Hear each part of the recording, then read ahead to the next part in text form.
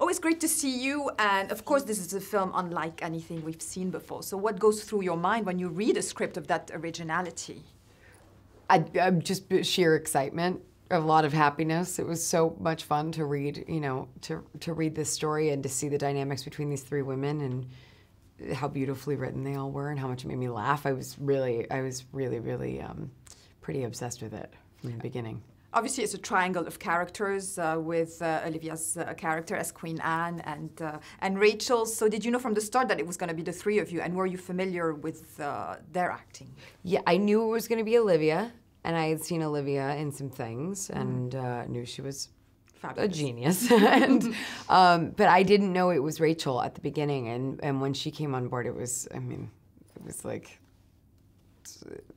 it was unbelievable. I couldn't believe that I got to do this with them. It was very, very special and scary as an American, but very special.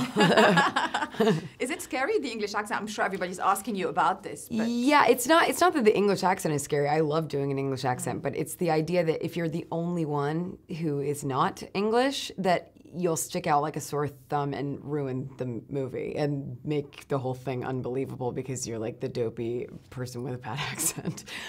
So that was a little bit nerve-wracking to me, but everybody was pretty amazing because obviously they are all from here, so they were able to sort of keep me on course if I was saying something in a very strange or offbeat way. Oh, there were no faux pas as far as I'm concerned. It was Thank you.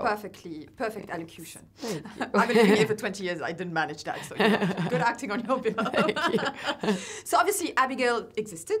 So how much did you learn about her? And you know, this is a fictional interpretation of her character. I learned a little bit about her, not too much. There's actually not too much to learn about Abigail. I saw her portrait, you know, and at the National Portrait Gallery, and I read a little bit about what had happened with her, that she had taken over the Privy Purse, that those things did occur, but there's not a lot of information, and she completely receded into a private life after Anne died, which was only about 5 years after our story.